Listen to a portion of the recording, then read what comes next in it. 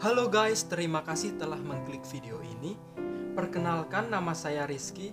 Kali ini saya akan menceritakan cerita tentang Hello Kitty Murderers, atau yang lebih dikenal dengan pembunuhan Hello Kitty. Oh ya guys, sebelum memulai ceritanya, mohon supportnya untuk subscribe, like, dan komen. Thank you.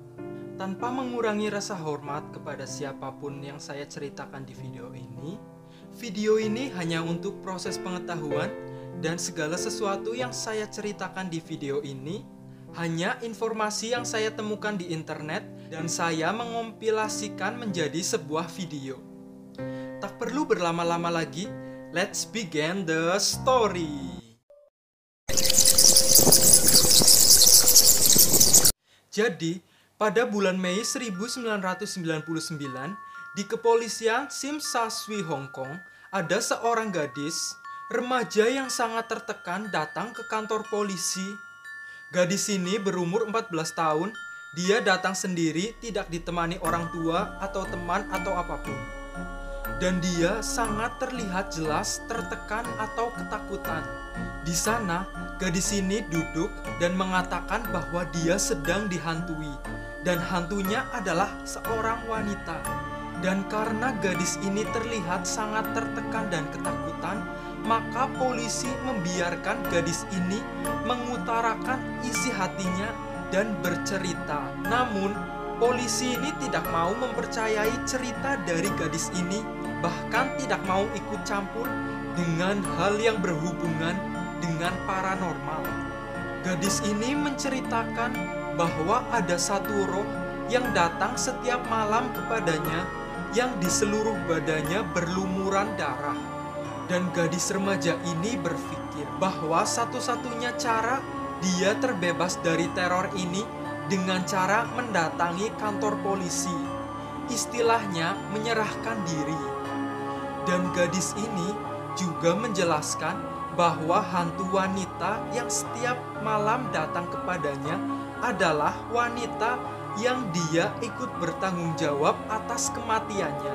Barulah polisi memberi tanggapan setelah gadis ini memberi pengakuan. Dan di sini polisi ini sadar kenapa gadis ini mau datang ke kantor polisi sendiri.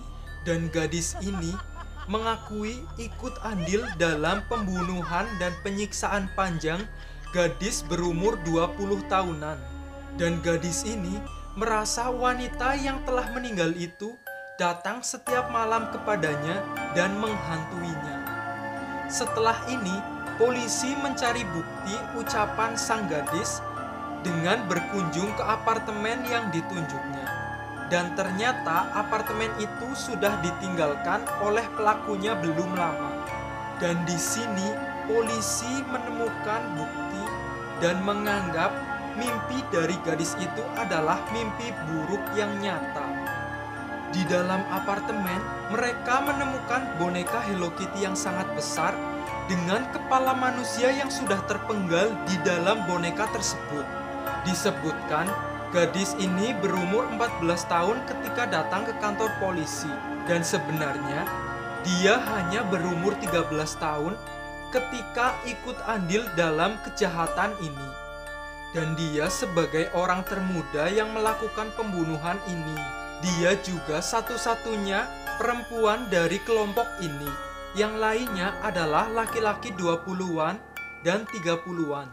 Mereka ini adalah anggota triad, yang pada dasarnya mereka adalah mafia Cina terorganisir, di mana mereka melakukan kejahatan kelas berat dan menakutkan. Gadis ini mengatakan bahwa dia terpengaruh masuk ke kelompok ini dan terpaksa dikarenakan pacarnya adalah salah satu anggota dari geng ini, yang dimana dia berumur 13 tahun dan pacarnya berumur 34 tahun. Untuk memudahkan memahami cerita ini, saya akan mengajak kalian kembali ke timeline atau melirik masa lalu. Korban yang bernama Fan Men-yi yang berusia 23 tahun, dia bekerja sebagai nyonya klub malam. Sebenarnya, saya tidak terlalu paham tentang hal ini, tapi saya berasumsi mungkin dia bekerja sebagai wanita malam, seperti kupu-kupu malam atau pekerja seks komersil. Saya tidak terlalu mengetahui cerita masa kecil Van Menyi, namun yang saya tahu, Van Menyi ditinggalkan oleh kedua orang tuanya dan Van Menyi hidup di panti asuhan sampai 16 tahun. Dan ketika Van Menyi berumur 16 tahun, permasalahan pun muncul karena Van Menyi harus keluar dari panti asuhan. Alasannya mungkin di waktu itu ketika kita berumur 16 tahun, kita sudah bisa mendapatkan penghasilan dan menghidupi diri sendiri. Namun, Menyi terjerumus dalam lembah hitam yang menyebabkan Menyi menjadi pekerja seks ilegal dan memakai obat-obatan. Dan Menyi juga melakukan tindak kriminal seperti mencuri untuk memenuhi kebutuhan hidupnya. Beberapa sumber juga mengatakan bahwa Menyi melahirkan anak laki-laki dan diberikan kepada orang lain. Dan pada tahun 1997, ketika Menyi berumur 21 tahun, dia mulai bekerja seks di tempat germo, di mana Menyi memiliki bos yang mengontrol jam kerjanya dan memiliki beberapa aturan-aturan, di mana Menyi merasa lebih aman daripada kerja di jalan-jalan. Di tahun ini, Menyi juga bertemu dengan laki-laki yang bernama Chan Man-luk. Dia adalah bandar narkoba dan gangster yang berumur 34 tahun. Keduanya ditemukan di sebuah klub ini. Menyi sebenarnya sudah memiliki firasat buruk terhadap orang ini. Namun, Menyi juga butuh uang, sehingga Menyi memaksakan untuk tetap dekat dengan orang ini. Di samping itu, Menyi merasa memiliki beberapa kesamaan dengan Chan Man-luk karena Menyi adalah seorang pelacur dan pecandu narkoba, dan Chan Man-luk adalah seorang germo, gangster, dan bandar narkoba. Dengan seringnya Menyi dan Chan Man-luk bertemu, Chan Man-luk sangat mengidam-idamkan Menyi dan menjadi favorit Chan Man-luk. Dan Chan Man-luk selalu datang untuk bertemu dengan Menyi. Kemudian pada tahun 1999, Menyi merasa membutuhkan uang untuk membeli obat-obatan. Dan Menyi mencuri dompet Chan Man-luk yang di dalamnya ada 4.000 dolar Hong Kong. Kira-kira setara dengan uang Indonesia 7.500.000. Menyi tidak menyadari bahwa itu akan menjadi awal tragedi naas yang akan menimpanya. Pada 17 Maret 1999, 3 anggota sindikat kejahatan terorganisir Hong Kong menculik Menyi. Kejadian ini terjadi setelah Man-luk menyadari bahwa Menyi mencuri uangnya. Man-luk menyuruh 2 kaki tangannya, yaitu Leung Sing-cho 27 tahun, Leung Wailun 20 tahun, untuk melakukan penculikan ini dan membawa Menyi ke apartemen Man-luk di Jalan Granville, Hong Kong.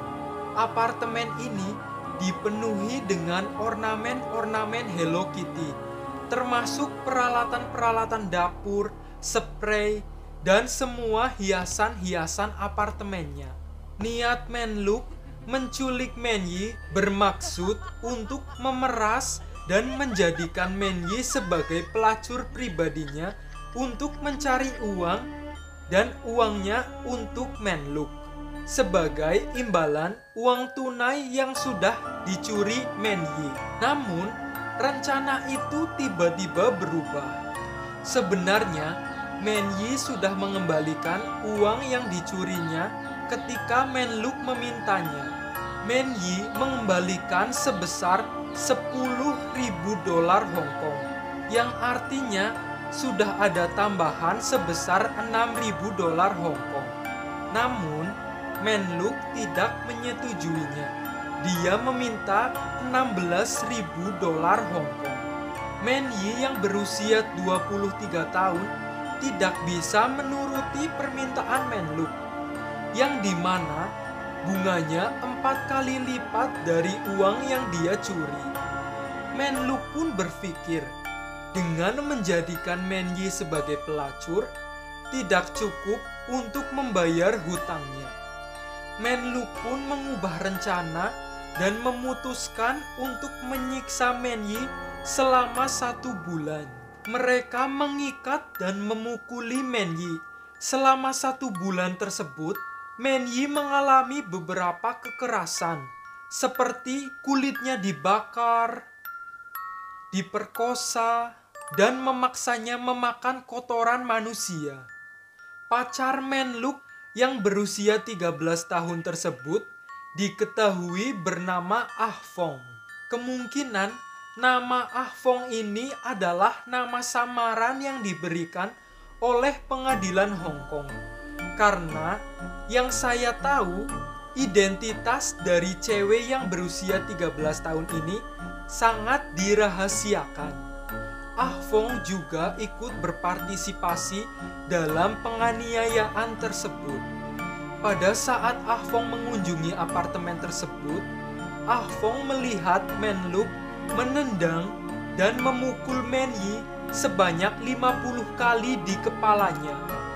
Ah Fong bukannya menolong, malah ikut-ikutan menendang kepala Men Yi. Ketika Ah Fong ditanya kenapa melakukan hal itu, dia bilang untuk kesenangannya. Setelah sebulan penyiksaan, Ah Fong mengetahui bahwa Men Yi sudah meninggal semalam.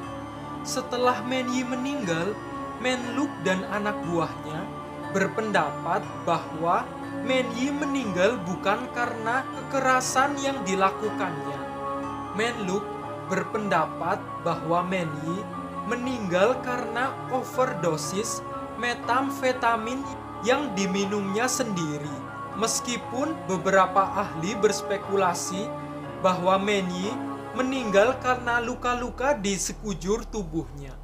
Setelah para gangster ini mengetahui bahwa Men Yi sudah meninggal, mereka membawa tubuh Men Yi ke batap apartemen dan memotong-motong tubuh Men Yi. Yang lebih ngeri lagi, mereka memasak potongan-potongan tubuh Men Yi di atas kompor yang di sampingnya itu mereka juga buat makanan untuk makan malamnya. Tujuan mereka memotong dan memasak tubuh Men Yi untuk menghilangkan jejak agar tubuh Men Yi tidak berbau, dan mereka membuang bagian-bagian tubuh Men Yi bersamaan dengan sampah dapur. Namun mereka masih memiliki kepala Men Yi. Mereka memikirkan berbagai cara untuk menghilangkan kepala Men Yi, dan mereka menemukan satu ide dengan memasukkan kepala Men Yi ke dalam boneka dan menjahitnya. Sebelum mereka memasukkan kepala Men Yi di dalam boneka, mereka membungkus terlebih dahulu dengan plastik, yang kemudian polisi menemukan boneka ini di atas kanopi. Dengan laporan Ah Fong dan bukti fisik yang ditemukan di apartemen, petugas Hong Kong menangkap Chan Man-luk, Sing Cho, dan Wai Lun sehubung dengan kematian Men Yi. Sebagai imbalan dan perlindungan Ah Fong yang kemungkinan besar ia terima karena usianya yang masih muda, Ah Fong bersaksi dan melawan Chan Man-luk dan anak buahnya. Dalam upaya untuk membebaskan diri dari teror hantu yang setiap malam datang kepadanya, Ah Fong merinci kejahatan-kejahatan yang sudah dilakukan Chan Man-luk dan anak buahnya terhadap Men Yi. Meskipun cerita ini sangat mengganggu, banyak orang tidak mempercayai tentang kabar ini. Karena bukti yang ditemukan polisi ternyata sudah rusak. Dan dari bagian tubuh Manny yang tersisa, polisi dan pemeriksa medis tidak dapat menemukan penyebab kematian Manny. Pembela dari pihak Chan Man-luk mengatakan bahwa Manny meninggal karena overdosis obat. Tidak ada keraguan bahwa Manny mengalami beberapa penyiksaan, dan para gangster tersebut menyebabkan tubuh Manny rusak. Tetapi tidak ada cara untuk mengetahui bahwa Manny meninggal karena overdosis obat atau karena penyiksaan yang dilakukan oleh grup Chan Man-luk. Namun pada akhirnya ketiganya dinyatakan bersalah dan dihukum atas pembunuhan yang dilakukannya. Ketiganya dijatuhi hukuman seumur hidup dan akan dibebaskan dengan kemungkinan pembebasan bersyarat setelah 20 tahun. Kasus ini kemudian dikenal dengan pembunuhan Hello Kitty dan dianggap sebagai kejahatan terkejam dalam sejarah Hong Kong. Sekian cerita kali ini. Terima kasih telah menonton video ini. Jangan lupa subscribe, like, dan komen. See you!